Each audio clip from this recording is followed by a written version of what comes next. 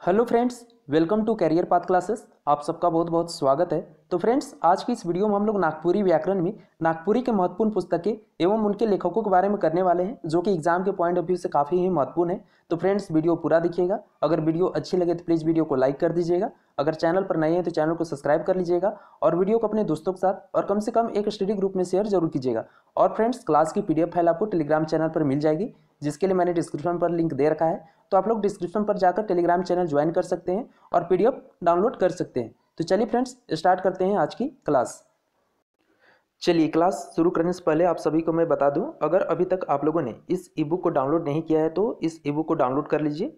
नागपुरी व्याकरण का practice set है, इसमें 10 प्रैक्टिस सेट दिए जा रहे हैं, टोटल 1000 प्रश्न है। ये आपको बिल्कुल फ्री दिया जा रहा है। तो अगर अभी तक आप लोगों ने डाउनलोड नहीं किया है तो डाउनलोड कर लीजिए। ये आपको टेलीग्राम चैनल पर मिल जाएगी, जिसके लिए मैंने डिस्क्रिप्शन पर लिंक दे रखा है। तो आप लोग वहाँ से जाकर इस ईबुक को डाउनलोड कर सकते हैं। ठीक है, तो चलिए देखते हैं आज का पहला प्रश्न क्या है।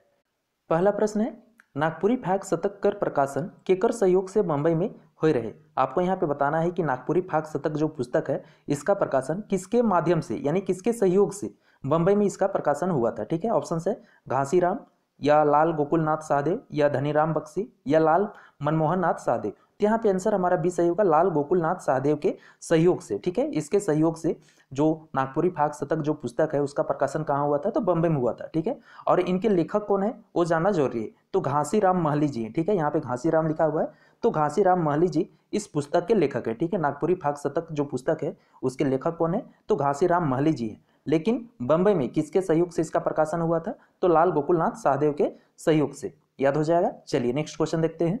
नेक्स्ट क्वेश्चन हमारा क्वेश्चन नंबर 2 है, सदानी फोकलोर स्टोरीज। ठीक है, सदानी फोकलोर स्टोरीज नामक नाम से नागपुरी में लोक कथा संकलन करैया के रहे। आपको यहाँ पे बताना है कि सदानी फोकलोर स्टोरीज नाम से जो नागपुरी लोक कथा है इसके संकलनकर्ता कौन है वो बताना है। ऑप्शन है जे जॉन्स या अफ्रेड पी ब्रून या पीटर शांति नौरंगी या फिर ऑप्शन डी हमारा है कोनराड बुकआउट। तो यहाँ पे आंसर हमारा डी सही हो जाएगा, कोनराड बुकआउट। क्लियर है, कोनराड बुकआउट याद रखना है। तो सदानी फोकलोर स्टोरीज नाम से जो नागपुरी लोक कथा है इसके संकलनकर्ता कौन है, तो आपका हो जाएगा कोनराड बुकआउट। ठीक है, चलिए नेक्स्ट क्वेश्चन देखते हैं। नेक्स्ट क्वेश्चन, क्वेश्चन नंबर हमारा 3 है, नेरुआ लोटा उर्फ सांस्कृतिक अवधारणा। नेरुआ लोटा उर्फ सांस्कृतिक अवधारणा नामक किताब कौन साहित्यिक विद्या में आहे। आपको यहाँ पे बताना है कि नेरुआ लोटा उर्फ सांस्कृतिक अवधारणा जो पुस्तक है, जो किताब है, किस रूप में लिखा गया है, किस रूप में आया है, कहानी रूप में, नाटक रूप में, निबंध रूप में या आलोचना रूप में। तो यहाँ पे आंसर हमारा सी सही होगा, निबंध रूप में आया है। याद रखना है। ठीक है, नेरुआ लोटा उर्फ सांस्कृतिक अवधारणा नामक जो किताब है किस विधा में आया है, तो निबंध रूप में आया है। याद हो जाएगा।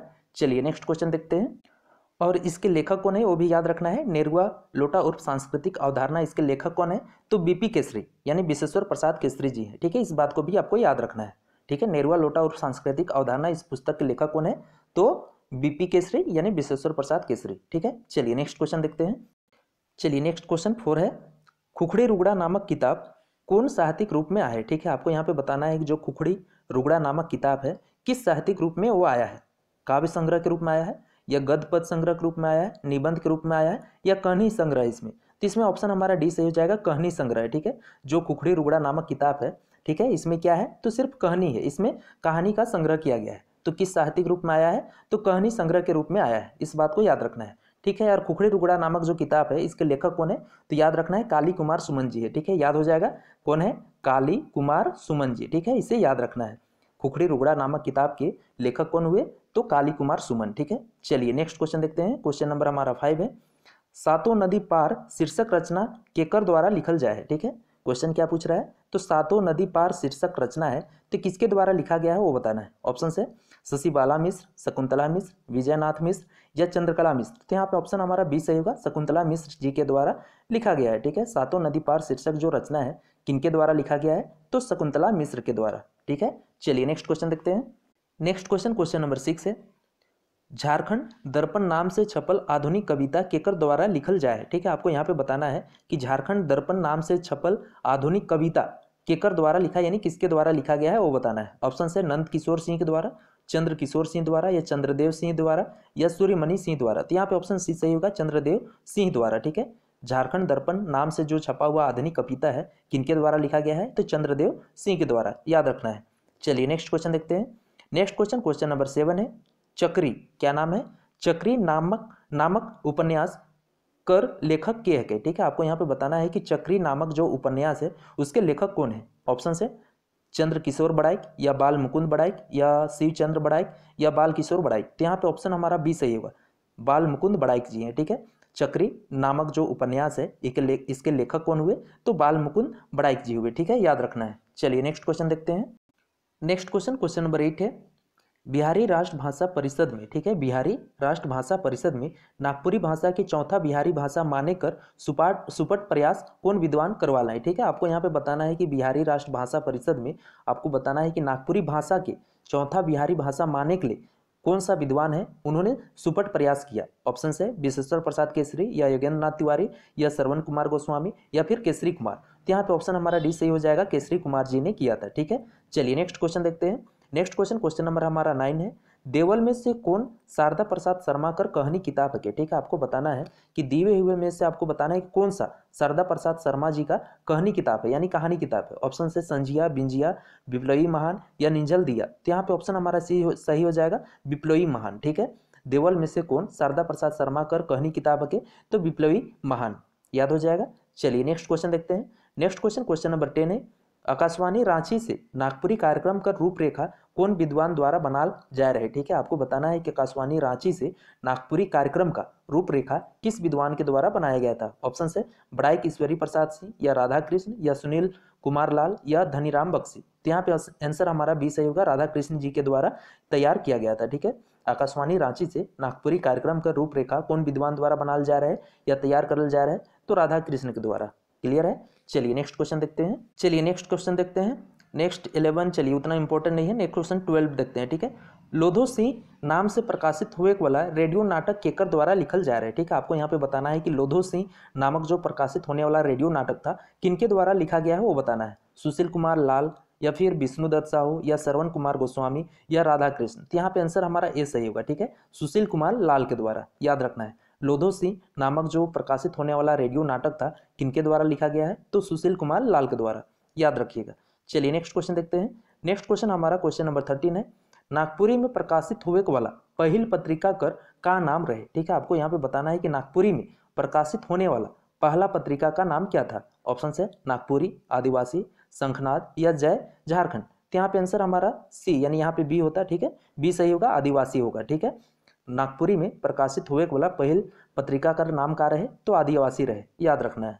चलिए नेक्स्ट क्वेश्चन देखते हैं।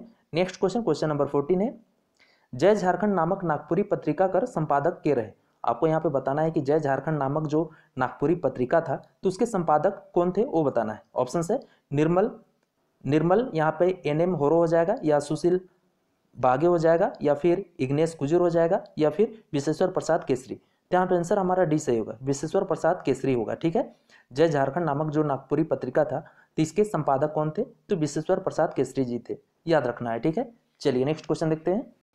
नेक्स्ट क्वेश्चन, क्वेश्चन नंबर 15 है शंकर गोटेक जिंदगी। ठीक है, शंकर गोटेक जिंदगी नामक उपन्यास केकर कलम से लिखल जाए है। आपको यहाँ पे बताना है कि शंकर गोटेक जिंदगी नामक जो उपन्यास है किनके द्वारा लिखा गया है। ऑप्शन है रविंद्रनाथ राय या प्रफुल्ल कुमार राय या प्रमोद कुमार राय या सुरेश चंद्र राय। तो यहाँ पे आंसर हमारा क्या सही होगा, बी सही होगा। ठीक है, प्रफुल्ल कुमार राय के द्वारा लिखा गया है। शंकर गोटेक जिंदगी नामक जो उपन्यास है किनके द्वारा लिखा गया है, तो प्रफुल्ल कुमार राय के द्वारा लिखा गया है।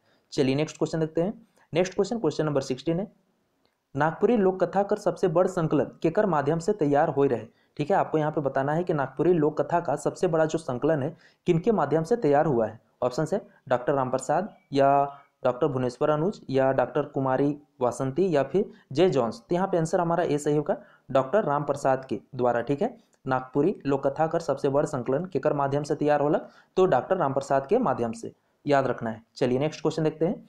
नेक्स्ट क्वेश्चन, क्वेश्चन नंबर 17 है अंगना नामक नागपुरी किताब कौन साहित्यिक विधा में प्रकाशित करल जाए। ठीक है, आपको यहाँ पे बताना है कि जो हमारा अंगना नामक नागपुरी किताब है तो किस साहित्यिक विद्या में प्रकाशित किया गया है, लोक कथा रूप में, लोकगीत में, निबंध संग्रह में या कहानी संग्रह में। तो यहाँ पे आंसर हमारा ए सही होगा, लोक कथा रूप में। ठीक है, अंगना नामक जो नागपुरी किताब है किस साहित्यिक विद्या में प्रकाशित किया गया है, तो लोक कथा के रूप में किया गया है। ठीक है, आप लोगों ने पढ़ा भी होगा। चलिए नेक्स्ट क्वेश्चन देखते हैं। नेक्स्ट क्वेश्चन, क्वेश्चन नंबर 18 देखते हैं। नागपुरी गीतों की छंद रचना, ठीक है, नागपुरी गीतों की छंद रचना नामक किताब कर लेखक के हैं के। आपको यहाँ पे बताना है कि नागपुरी गीतों की छंद रचना जो नामक किताब है इसके लेखक कौन है। ऑप्शन है डॉक्टर कलावती ओहदार, या डॉक्टर कुमारी वासंती, या डॉक्टर कैलाश सिंह, या डॉक्टर भुवनेश्वर अनुज। यहाँ पे आंसर हमारा क्या सही होगा, बी सही होगा, डॉक्टर कुमारी वासंती जी इनके लेखक हुए। किनके, तो नागपुरी गीतों की छंद रचना जो किताब है उनके लेखक कौन हुए, तो डॉक्टर कुमारी वासंती जी हुए। क्लियर है। चलिए नेक्स्ट क्वेश्चन देखते हैं। नेक्स्ट क्वेश्चन, क्वेश्चन नंबर हमारा 19 है। नागपुरी और उसका शिष्ट साहित्य नामक शोध प्रबंधन कौन नागपुरी विद्वान द्वारा प्रस्तुत करल जाए है। ठीक है, आपको यहाँ पे बताना है कि नागपुरी और उसका शिष्ट साहित्य नामक जो शोध प्रबंधन है तो कौन नागपुरी विद्वान द्वारा प्रस्तुत करल जाए है। ऑप्शन है डॉक्टर या फिर श्रवण कुमार गोस्वामी द्वारा, या फिर विश्वेश्वर प्रसाद केसरी, या फिर गिरधारी राम गोंजू गिरिराज के द्वारा, या देवल कोनो नहीं। तो यहाँ पे आंसर हमारा ए सही होगा। ठीक है, डॉक्टर श्रवण कुमार गोस्वामी के द्वारा ये प्रस्तुत किया गया है। ठीक है, नागपुरी और उसका शिष्ट साहित्य नामक शोध प्रबंधन है तो किस नागपुरी विद्वान के द्वारा प्रस्तुत किया गया है, तो डॉक्टर श्रवण कुमार गोस्वामी के द्वारा। ठीक है, याद रखना है। चलिए नेक्स्ट क्वेश्चन, क्वेश्चन नंबर 20 देखते हैं। गांधी कर देश में, ठीक है, गांधी कर देश में नामक व्यंग रचना कौन साहित्यकार द्वारा लिखल जाए। आपको यहाँ पे बताना है कि गांधी कर देश में जो नामक इस नाम से व्यंग रचना है तो किस साहित्यकार के द्वारा लिखा गया है वो बताना है। ठीक है, ऑप्शन है उपेंद्र पाल नाहन के द्वारा, या तीन कोड़ी साहू के द्वारा, या राकेश रमन के द्वारा, या राजकुमार के द्वारा। तो यहाँ पे आंसर हमारा सी सही होगा, राकेश रमन के द्वारा लिखा गया है। ठीक है, गांधी कर देश में नामक जो व्यंग रचना है किस साहित्यकार द्वारा लिखा गया है, तो राकेश रमन के द्वारा, याद रखना है। ठीक है, चलिए नेक्स्ट क्वेश्चन देखते हैं। नेक्स्ट क्वेश्चन, क्वेश्चन नंबर 21 है। नागपुरी कहावत एवं मुहावरा कोश, ठीक है, याद रखना है, नागपुरी कहावत एवं मुहावरा कोश नामक किताब केकर द्वारा प्रस्तुत करल जाए है।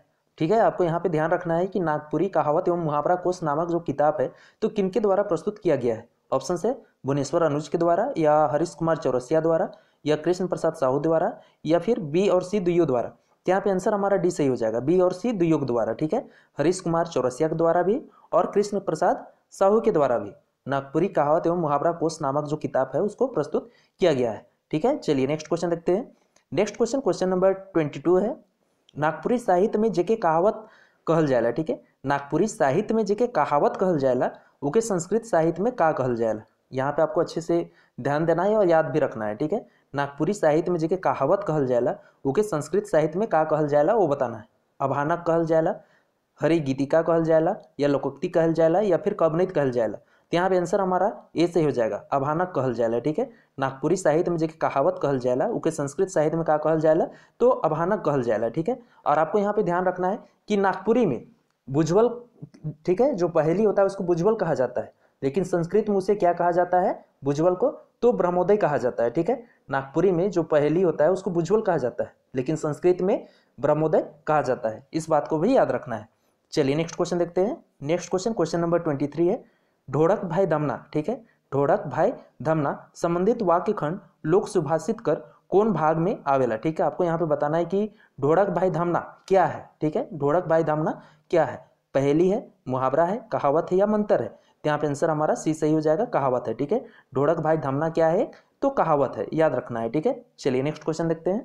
नेक्स्ट क्वेश्चन, क्वेश्चन नंबर 24 है।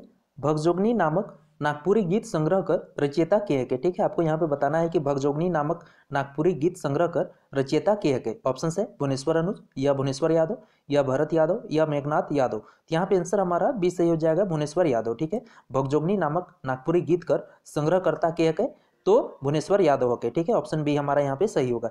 चलिए नेक्स्ट क्वेश्चन देखते हैं। नेक्स्ट क्वेश्चन, क्वेश्चन नंबर 25 है। छोटा नागपुरिया गीत संग्रह कर रचयिता के है। ठीक है, आपको यहाँ पे बताना है कि छोटा नागपुरिया गीत संग्रह कर रचयिता के है। ऑप्शन है, पहला है मुकुंद नायक, या फिर मनपूरन नायक, या नंदलाल नायक, या बुधराम नायक। तो यहाँ पे आंसर हमारा क्या सही होगा, डी सही होगा, बुधराम नायक जी हैं। ठीक है, छोटा नागपुरिया गीत संग्रह कर रचयिता के है तो बुधराम नायक, याद रखना है। चलिए नेक्स्ट क्वेश्चन देखते हैं। नेक्स्ट क्वेश्चन, क्वेश्चन नंबर 26 है। पांडे दुर्गानाथ नामक कवि कर, ठीक है, पांडे दुर्गानाथ नामक कवि कर उपनाम आकाशवाणी में कार्य है। आपको बताना है कि पांडे दुर्गानाथ नामक जो कवि हैं उनका उपनाम आकाशवाणी में क्या था वो बताना है। ऑप्शन है दुर्गा भाई, या शिबू भाई, या महादेव भाई, या सुगिया भाई। तो यहाँ पे आंसर हमारा बी सही होगा, शिबू भाई। ठीक है, पांडे दुर्गानाथ नामक कवि कर, उपनाम आकाशवाणी में का रहे तो शिबू भाई रहे, याद रखना है। चलिए नेक्स्ट क्वेश्चन देखते हैं। नेक्स्ट क्वेश्चन, क्वेश्चन नंबर 27 है, अचरा शीर्षक रचना कौन विधा में लिखल जाए है। ठीक है, आपको बताना है कि जो अचरा शीर्षक जो रचना है किस विधा में, किस रूप में लिखा गया है। काव्य रूप में, रूपक रूप में, नाटक या झलकी रूप में है। तो यहाँ पे आंसर हमारा ए सही होगा, काव्य रूप में है। ठीक है, अचरा शीर्षक नामक जो रचना है किस विधा में, किस रूप में लिखा गया है, तो काव्य रूप में, याद रखना है। चलिए नेक्स्ट क्वेश्चन देखते हैं। नेक्स्ट क्वेश्चन, क्वेश्चन नंबर 28 है, डॉक्टर मंजू ज्योत्सना हंसकर कौन काव्य संग्रह नागपुरी काव्य विकास में योगदान दे रहे हैं। ठीक है, आपको यहाँ पे बताना है कि डॉक्टर मंजू ज्योत्सना हंस का कौन सा काव्य संग्रह है जो नागपुरी काव्य के विकास में योगदान दिया है। ऑप्शन से अखरा, अचरा, धरती या सुख और दुख। तो यहाँ पे आंसर हमारा क्या सही हो जाएगा, बी सही होगा, अचरा। ठीक है, डॉक्टर मंजू ज्योत्सना हंस का कौन सा काव्य संग्रह है जो नागपुरी काव्य विकास में योगदान दिया है, तो अचरा, याद रखना है। ठीक है, चलिए नेक्स्ट क्वेश्चन देखते हैं। नेक्स्ट क्वेश्चन, क्वेश्चन नंबर 29 है, नागपुरी कवि मंजू ज्योत्सना कौन भाषा कर प्राध्यापिका रही है। ठीक है, आपको यहाँ पे बताना है कि नागपुरी कवि जो मंजू ज्योत्सना जी हैं तो किस भाषा की प्राध्यापिका रह चुकी है। संस्कृत, नागपुरी, हिंदी या अंग्रेजी। तो यहाँ पे आंसर हमारा सी सही हो जाएगा, हिंदी हो जाएगा, नागपुरी नहीं होगा। ठीक है, याद रखना है। नागपुरी कवि मंजू ज्योत्सना कौन भाषा का प्राध्यापिका रह चुका है, तो हिंदी, याद रखना है। ठीक है, चलिए नेक्स्ट क्वेश्चन देखते हैं। क्वेश्चन नंबर 30 है, बाटेक सुख नामक काव्य संग्रह कर रचनाकार किए गए। ठीक है, आपको यहाँ पे बताना है कि बाटेक सुख नामक जो काव्य संग्रह है इसके रचनाकार कौन है। ऑप्शन है चंद्रदेव सिंह या काली कुमार सुमन या महेंद्र सिंह मनी या खलीद अहमद। तो यहाँ पे आंसर हमारा क्या सही हो जाएगा, बी सही हो जाएगा, काली कुमार सुमन जी है। ठीक है, बाटेक सुख नामक जो काव्य संग्रह है इसके रचनाकार कौन है, तो काली कुमार सुमन जी है, याद रखना है। चलिए नेक्स्ट क्वेश्चन देखते हैं। क्वेश्चन नंबर 31 है, नागपुरी भाषा साहित्य कर विकास में कौन भारतीय प्रशासनिक अधिकारी कर योगदान देखेले मिलेला। ठीक है, आपको यहाँ पे बताना है कि नागपुरी भाषा साहित्य कर विकास में किस भारतीय प्रशासनिक अधिकारी का योगदान हमें देखने को मिलता है। ऑप्शन है कुमार सुरेश सिंह या गौरी शंकर मिंज या नीलिमा क्रिकेटा या फिर द्वारिका प्रसाद सिन्हा। तो यहाँ पे आंसर हमारा डी सही होगा, द्वारिका प्रसाद सिन्हा जी का। ठीक है, नागपुरी भाषा साहित्य के विकास में किस भारतीय प्रशासनिक अधिकारी का योगदान हमें देखने को मिलता है, तो द्वारिका प्रसाद सिन्हा जी, यानी एक पहले क्या थे, तो भारतीय प्रशासनिक सेवा अधिकारी थे। ठीक है, याद रखना है। चलिए नेक्स्ट क्वेश्चन देखते हैं। नेक्स्ट क्वेश्चन, क्वेश्चन नंबर 32 है, चांद बुस्काय नामक संग्रह कौन तरह कर साहित्यिक विद्या में आया। ठीक है, आपको बताना है कि चांद मुस्काय नामक जो संग्रह है किस साहित्यिक रूप में आया है, वो बताना है। गीत कविता रूप में, निबंध रूप में, कहानी रूप में या एकांकी रूप में। तो यहाँ पे आंसर हमारा ऐसे होगा, गीत कविता रूप में आया है। ठीक है, याद रखना है। चलिए नेक्स्ट क्वेश्चन देखते हैं। नेक्स्ट क्वेश्चन हमारा 33 है, झारखंड आंदोलन में सदानों की भूमिका। ठीक है, झारखंड आंदोलन में सदानों की भूमिका शीर्षक शोध प्रबंध कर प्रस्तुतकर्ता के है। आपको यहाँ पे बताना है कि झारखंड आंदोलन में सदानों की भूमिका नामक जो शीर्षक प्रबंध है इसके प्रस्तुतकर्ता कौन है। ऑप्शन है अनुपमा मिश्र या अशोक सारंगी या महेश्वर सारंगी या संजय केसरी। तो यहाँ पे आंसर हमारा क्या सही हो जाएगा, सी सही हो जाएगा, महेश्वर सारंगी। ठीक है, झारखंड आंदोलन में सदानों की भूमिका शीर्षक शोध प्रबंध कर प्रस्तुतकर्ता के है तो महेश्वर सारंगी है। ठीक है, चलिए नेक्स्ट क्वेश्चन देखते हैं।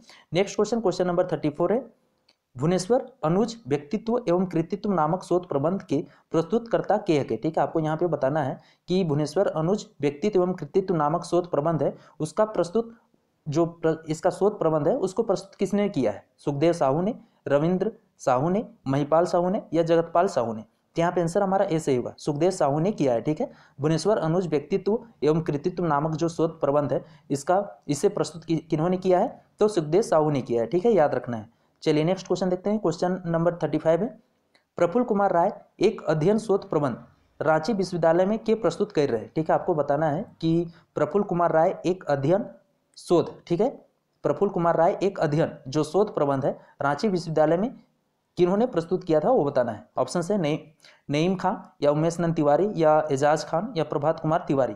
यहाँ पे आंसर हमारा बी सही होगा, उमेश नंद तिवारी जी ने किया था। ठीक है, प्रफुल्ल कुमार राय एक अध्ययन जो शोध प्रबंध है रांची विश्वविद्यालय में किन्होंने प्रस्तुत किया था, तो उमेश नंद तिवारी जी ने किया था, याद रखना है। चलिए नेक्स्ट क्वेश्चन देखते हैं। नेक्स्ट क्वेश्चन 36 है, नागपुरी साहित्य का वर्णनात्मक अध्ययन। ठीक है, नागपुरी साहित्य का वर्णनात्मक अध्ययन के प्रस्तुत कर रहे हैं। आपको यहाँ पे बताना है कि नागपुरी साहित्य का वर्णनात्मक अध्ययन किन्होंने प्रस्तुत किया है। ऑप्शन है बिगल महतो, सरयू महतो या भरत महतो या पवन महतो। तो यहाँ पे आंसर हमारा ए सही हो जाएगा, बिगल महतो। ठीक है, नागपुरी साहित्य का वर्णनात्मक अध्ययन किन्होंने प्रस्तुत किया है, तो बिगल महतो ने। ऑप्शन ए हमारा यहाँ पे सही होगा, याद रखना है। ठीक है, चलिए नेक्स्ट क्वेश्चन देखते हैं। नेक्स्ट क्वेश्चन, क्वेश्चन नंबर 37 है, खालिद अहमद क्या है, खालिद अहमद केकर निर्देशन में अपन शोध प्रबंध प्रस्तुत कर रहे हैं। ठीक है, आपको यहाँ पे बताना है कि खालिद अहमद जी है तो किसके निर्देशन में अपना शोध प्रबंध जो शोध प्रबंध है उसे प्रस्तुत किया था। ऑप्शन है डॉक्टर कुमारी वासंती, या फिर डॉक्टर कृष्णचंद्र टुडू, या डॉक्टर गिरधारी राम गंजू, या फिर डॉक्टर रोज क्रिकेटा। तो यहाँ पे आंसर हमारा डी सही होगा। ठीक है, डॉक्टर रोज क्रिकेटा के निर्देशन में प्रस्तुत किया था। ठीक है, खालिद अहमद केकर निर्देशन में अपन शोध प्रबंध प्रस्तुत कर रहे हैं तो डॉक्टर रोज क्रिकेटा के। ठीक है, चलिए नेक्स्ट क्वेश्चन देखते हैं।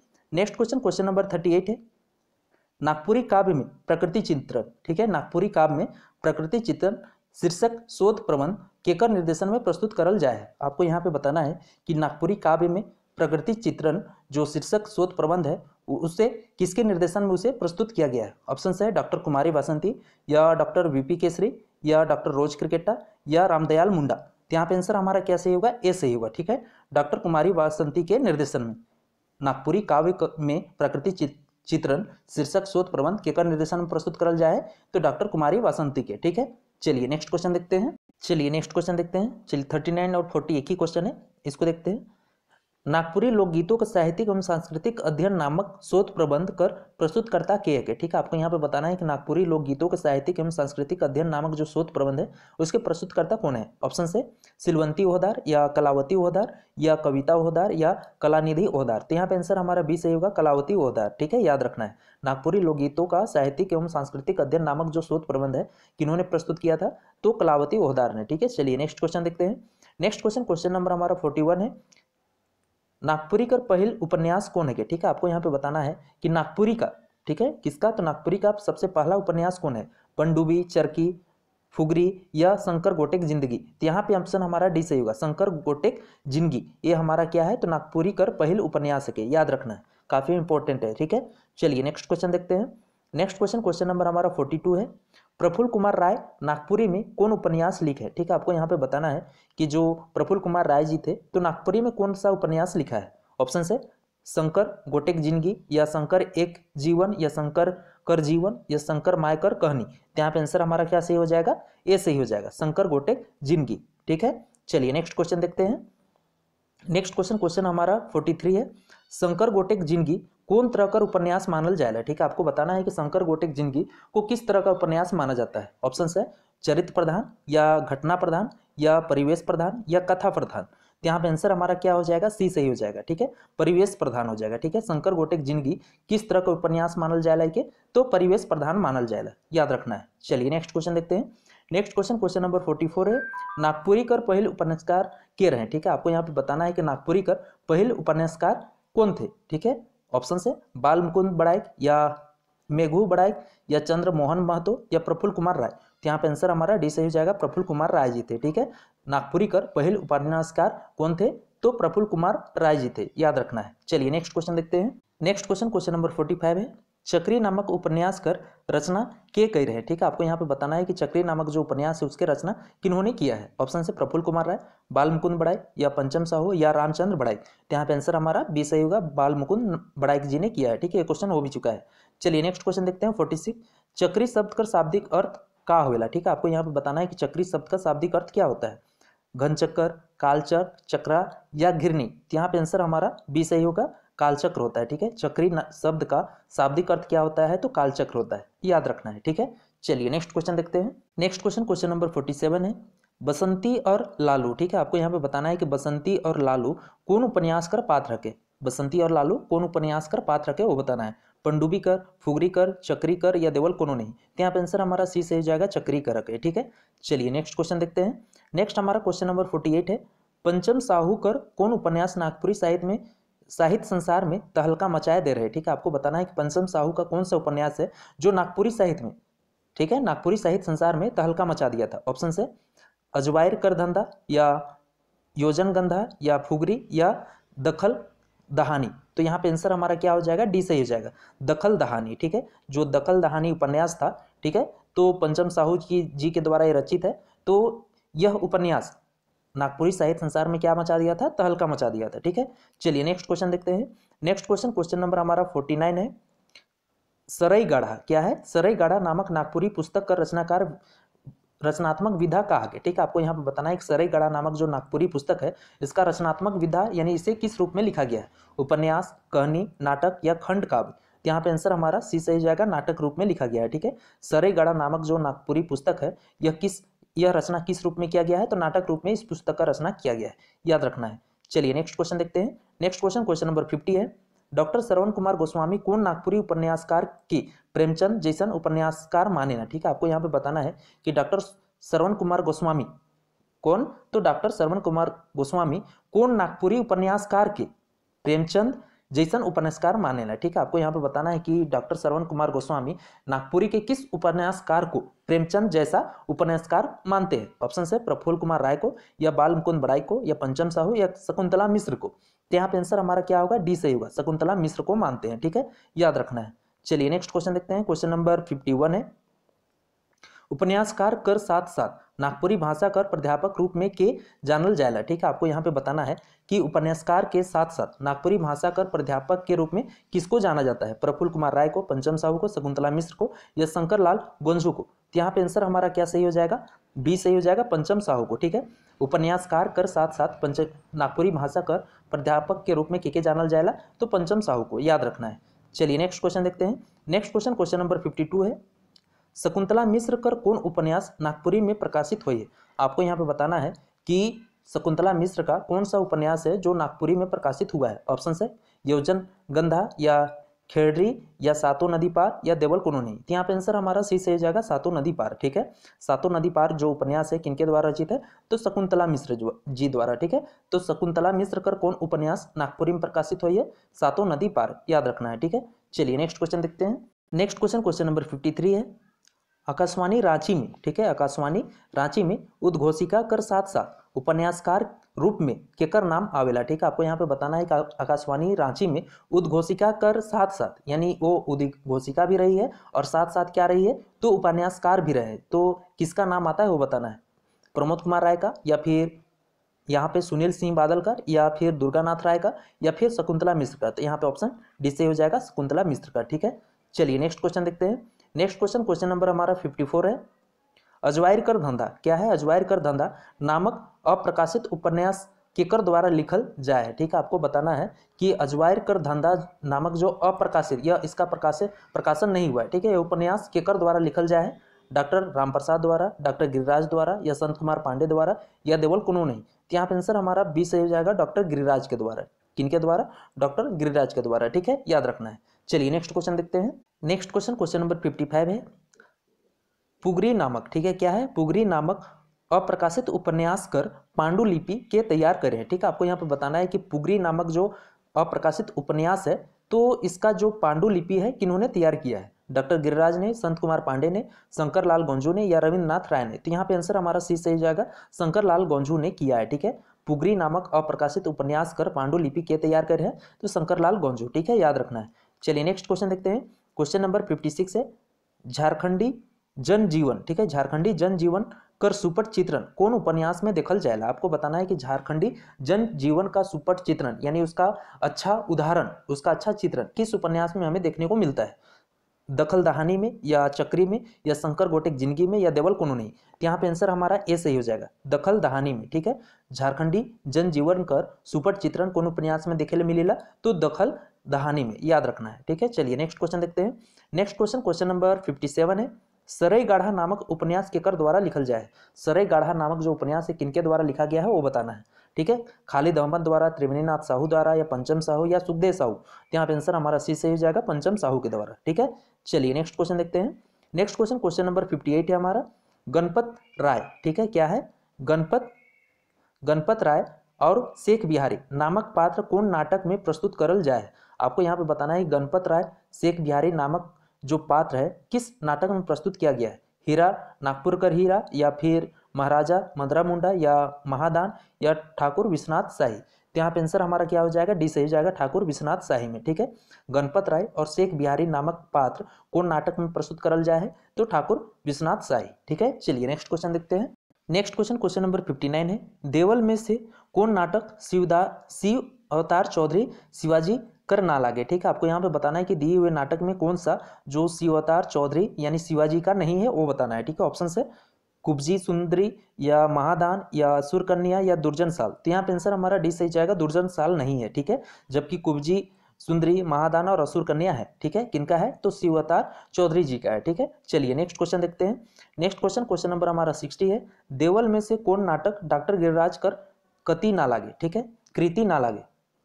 यहाँ पे आपको बताना है कि देवल में से कौन सा नाटक यानी दिए हुए में से कौन सा नाटक है जो डॉक्टर गिरिराज का कृति नहीं है। ऑप्शन है महाराजा मंदरामुंडा या महाबली राधे कर बलिदान या तीन कचिया या मारम गुमके जयपाल सिंह। तो यहाँ पे आंसर हमारा क्या हो जाएगा? सी सही हो जाएगा, तीन कचिया। तीन कचिया इनका नहीं है, ठीक है। देवल में से कौन नाटक डॉक्टर गिरिराज कर कृति ना लागे, तो तीन कचिया ना लागे। और ये सब मंदरामुंडा किनका है? तो डॉक्टर गिरिराज जी का है। महाबली राधेकर बलिदान ये भी है। और आपका मारंग गोमके जयपाल सिंह किनका है? तो डॉक्टर गिरिराज का नाटक है, ठीक है। चलिए नेक्स्ट क्वेश्चन देखते हैं। नेक्स्ट क्वेश्चन नंबर हमारा 61 है। महाबली राधेकर बलिदान क्या है? महाबली राधेकर बलिदान नामक नाटककार के है? आपको यहाँ पे बताना है कि महाबली राधेकर बलिदान नामक नाटककार के है? गोकुल चंद्र रावत या डॉक्टर गिरधारी राम गोंजू या महावीर नायक या तीन कोड़ी सही। तो जस्ट हमने अभी बताया था इससे ऊपर वाला क्वेश्चन में कौन हो जाएंगे? तो डॉक्टर गिरधारी राम गोंजू हो जाएंगे, ठीक है। चलिए नेक्स्ट क्वेश्चन देखते हैं। चलिए नेक्स्ट क्वेश्चन नंबर हमारा 62 है। अखरा निंदाय गलक नामक नाटक कौन तरह कर विषय पर आधारित है, ठीक है। आपको बताना है कि अखरा निंदाय गलक जो नामक नाटक है तो किस तरह के विषय पे आधारित है। ऑप्शन से ऐतिहासिक है या सामाजिक विषय पे या समस्या प्रधान पे या घटना प्रधान पे। तो यहाँ पे आंसर हमारा सी सही हो जाएगा, समस्या प्रधान पर आधारित है, ठीक है। अखरा निंदाय गलक नामक जो नाटक है किस तरह के विषय पर आधारित है? तो समस्या प्रधान विषय पर आधारित है, ठीक है, याद रखना है। चलिए नेक्स्ट क्वेश्चन नंबर हमारा 63 है। शिव अवतार चौधरी कर कौन नाटक पौराणिक कथा पर आधारित है? आपको बताना है कि शिव अवतार चौधरी का कौन सा नाटक है वो पौराणिक कथा पर आधारित है। ऑप्शन है असुर कन्या, कुब्जी सुंदर, महादान या देवल शोभे। तो यहाँ पे आंसर हमारा क्या हो जाएगा? डी सही हो जाएगा, देवल शोभे, ठीक है। शिव अवतार चौधरी कर कौन नाटक पौराणिक कथा पर आधारित है? तो सुंदर असुर कन्या भी, कुब्जी सुंदरी भी और महादान भी, तीनों ही, ठीक है। चलिए नेक्स्ट क्वेश्चन देखते हैं। नेक्स्ट क्वेश्चन नंबर हमारा 64 है। सामाजिक और सांस्कृतिक समस्या से संबंधित कौन नाटक कर नाम नागपुरी में बगराज लेवल जाएला, ठीक है। आपको बताना है कि सामाजिक और सांस्कृतिक समस्या से संबंधित कौन सा नाटक का नाम नागपुरी में ज़्यादा देखने को मिलता है या ज़्यादा लिया जाता है। नवा इंजोर या फिर अखरा निंदाय गलक या नूतन इंजोर या फिर अंधविश्वास। तो यहाँ पे आंसर हमारा बी सही हो जाएगा, अखरा निंदाय गलक, ठीक है। अखरा निंदाय गलक याद रखना है। सामाजिक और सांस्कृतिक समस्या से संबंधित कौन सा नाटक है जिसका नाम नागपुरी में हमें ज़्यादा देखने को मिलता है या ज़्यादा लिया जाता है? तो अखरा निंदाय गलक याद रखना है, ठीक है। चलिए नेक्स्ट क्वेश्चन देखते हैं। नेक्स्ट क्वेश्चन नंबर 65 है। नावा इंजोर नामक नाट्य किताब का रचनाकार के हैं, ठीक है। आपको यहाँ पे बताना है कि नावा इंजोर नामक जो नाट्य किताब है तो उसके रचनाकार कौन है, ठीक है। अशोक पामल या फिर तिनकोड़ी साहू या अशोक वार्नेकर या केशवर सेनापति। तो यहाँ पे आंसर हमारा सी सही हो जाएगा, अशोक वार्नेकर जी हैं, ठीक है। नावा इंजोर नामक जो नाट्य किताब है इसके रचनाकार कौन है? तो अशोक वार्नेकर जी हैं। चलिए नेक्स्ट क्वेश्चन देखते हैं। नेक्स्ट क्वेश्चन नंबर 66 है। अशोक वार्नेकर नामक नाटककार नागपुरी में कौन नाटक का रचनाकार है? जस्ट हमने अभी देखा, तो नावा इंजोर या नूतन इंजोर, ठीक है। चलिए नेक्स्ट क्वेश्चन देखते हैं। नेक्स्ट क्वेश्चन नंबर हमारा 67 है। बंधुआ मजदूर फैसला, ठीक है। क्या है? बंधुआ मजदूर फैसला बाजली और छुटली जैसन नाटक कर रचनाकार किए गए। आपको यहाँ पे बताना है कि बंधुआ मजदूर, फिर फैसला या बाजली और छुटली जैसन नाटक कर रचनाकार कौन है वो बताना है। ऑप्शन है महावीर साहू या तिनकोड़ी साहू या विष्णुदत्त साहू या रामप्रसाद साहू। तो यहाँ पे आंसर हमारा बी सही हो जाएगा, तिनकोड़ी साहू जी हैं, ठीक है। बंधुआ मजदूर हो गया, फैसला हो गया, बाजली और छुटली जैसन नाटक कर रचनाकार किए गए तो तिनकोड़ी साहू हो गए, ठीक है। चलिए नेक्स्ट क्वेश्चन देखते हैं। नेक्स्ट क्वेश्चन नंबर 68 है। चोका बोका कोका। क्या है? चोका बोका कोका नामक धारावाहिक रेडियो नाटक का रचनाकार के है, ठीक है। आपको बताना है कि चोका बोका कोका नामक जो धारावाहिक रेडियो नाटक है तो इसके रचनाकार कौन है वो बताना है। ऑप्शन से श्रवण कुमार गोस्वामी है, विष्णुदत्त साहू है या सुशील कुमार लाल है या किशोरी सिंह है। तो यहाँ पे आंसर हमारा सी सही हो जाएगा, सुशील कुमार लाल जी हैं, ठीक है। चोका बोका कोका नामक धारावाहिक रेडियो नाटक है उसके रचनाकार कौन है? तो सुशील कुमार लाल जी हैं। क्लियर है? चलिए नेक्स्ट क्वेश्चन देखते हैं। नेक्स्ट क्वेश्चन नंबर 69 है। देवल में से कौन नाटक आकाशवाणी से प्रसारित हुई है, ठीक है। आपको बताना है कि दिए हुए में से कौन सा नाटक है जिसका प्रसारण कहाँ से हुआ है? तो आकाशवाणी रेडियो स्टेशन से हुआ है। ऑप्शन है तेतरकर चाहे, मांदरकर बोल पर, या लोधो सिंह, या देवल सौभे। तो यहाँ पे आंसर डी सही हो जाएगा, देवल सौभे। ठीक है, तेतरकर चाहे, मांदरकर बोल पर, या लोधो सिंह। ठीक है, इन तीनों नाटक का जो प्रसारण है कहाँ से हुआ है, तो आकाशवाणी रांची से तीनों नाटक का प्रसारण हो चुका है। ठीक है, हुआ है। चलिए नेक्स्ट क्वेश्चन देखते हैं। नेक्स्ट क्वेश्चन, क्वेश्चन नंबर 70 और आज का लास्ट क्वेश्चन है, नागपुरी में पहिल गीति नाट्य के लिख है। ठीक है, आपको बताना है कि नागपुरी में पहिल गीति नाट्य किन्होंने लिखा है। ऑप्शन है सहनी उपेंद्र पाल नहल, विष्णुदत्त साहू, सुशील कुमार लाल, या धनीराम बख्शी। तो यहाँ पे आंसर हमारा ए सही हो जाएगा, सहनी उपेंद्र पाल नहन जी। यहाँ पे समझ लेते हैं गीति नाट्य क्या होता है। तो जिस नाटक को, ठीक है, किस रूप में लिखा जाता है, गीत रूप में लिखा जाता है, उसी को हम क्या कहते हैं, गीति नाट्य कहते हैं। याद रखना है। ठीक है, तो यहाँ पे आंसर हमारा ए सही हो जाएगा। क्लियर है। तो चलिए फ्रेंड्स, आज के लिए बस इतना ही करते हैं। तो फ्रेंड्स, वीडियो कैसी रही मुझे कमेंट करके जरूर बताइए। अगर अच्छी लगी हो तो प्लीज़ वीडियो को लाइक कर दीजिए। अगर चैनल पर नए हैं तो चैनल को सब्सक्राइब कर दीजिए और चैनल को अपने दोस्तों के साथ और कम से कम एक स्टडी ग्रुप में शेयर जरूर कीजिए। तो मिलते हैं नेक्स्ट वीडियो में, तब तक के लिए जय हिंद, जय भारत, थैंक यू।